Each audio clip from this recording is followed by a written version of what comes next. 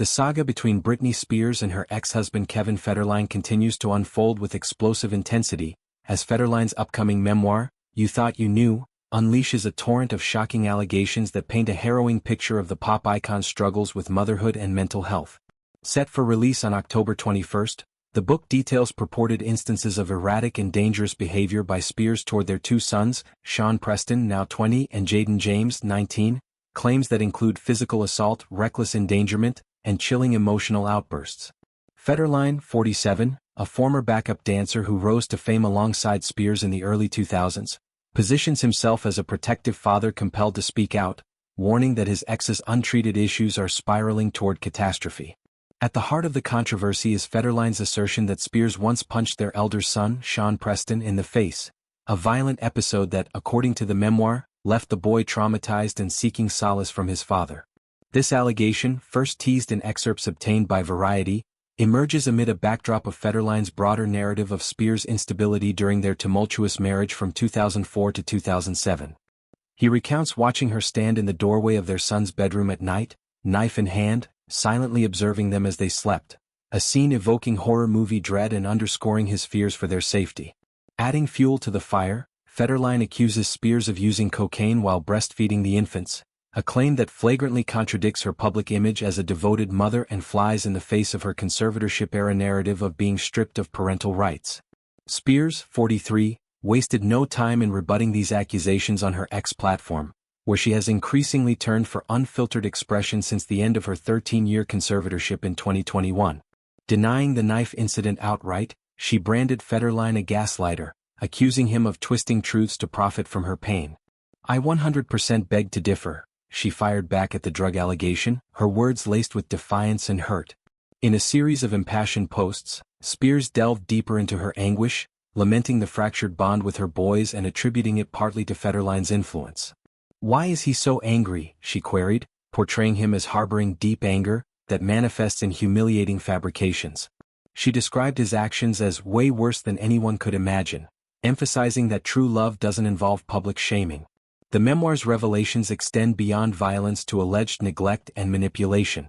Federline claims Spears bleached the boy's hair to the scalp, causing chemical burns that required medical attention, a misguided attempt at bonding gone awry. He further alleges she forced Preston to bathe with her when he was just 10 or 11, breaching boundaries in a way that left him uncomfortable and confused. Another accusation centers on Jayden's severe shellfish allergy. Federline says Spears knowingly fed him the allergen, endangering his life for no apparent reason. Perhaps most gut-wrenching is the recounting of a phone call during Preston's European vacation, where Spears, in a fit of blame-shifting toward Federline, reportedly wished death upon her entire family, herself, the boys, and their father. Her response was chilling. She told him she wished he, his brother, and me were all dead, Federline writes, framing it as a cry for help masked in rage. Spears' camp has categorically denied all claims, with a representative telling the Daily Mail that Federline and his associates are opportunistically profiting off her, especially now that child support payments have ceased.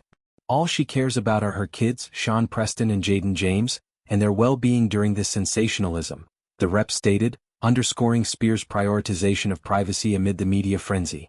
The singer herself echoed this in her posts, revealing the toll of limited contact.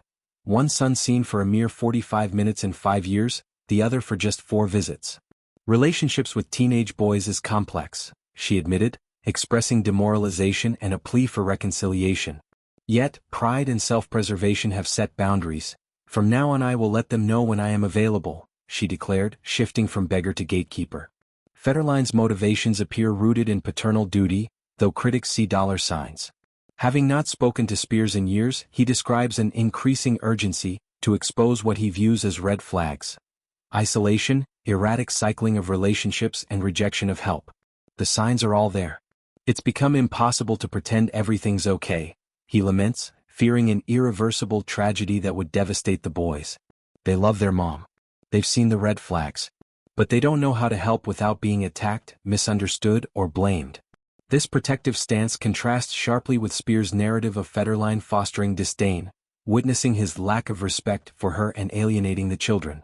Their union, a whirlwind romance sparked on the set of Spears' Baby One More Time video, captivated fans but crumbled under fame's glare. Married in 2004 after a 3-year courtship, they welcomed Preston in 2005 and Jayden in 2006, but divorced acrimoniously in 2007 amid Spears' publicized breakdowns. The ensuing custody battle saw Federline awarded primary physical custody in 2008, a decision Spears has long contested as unjust. Her conservatorship, imposed that same year, further estranged her from the boys, framing her as unfit while Federline received $40,000 monthly in support, a sum that ended in 2023, coinciding with the memoir's timing. Spears' response weaves vulnerability with resilience. "I have always pleaded and screamed to have a life with my boys," she confessed, highlighting the white lies in the book that go straight to the bank, while she bears the emotional brunt. "Trust me, those white lies. I am the only one who gets hurt here." She affirmed her intelligence and sanctity of privacy. "I am actually a pretty intelligent woman who has been trying to live a sacred and private life the past 5 years." Dismissing tabloid fixations on her mental health and drinking, she pivoted to love. "I will always love them, and if you really know me, you won't pay attention to the tabloids."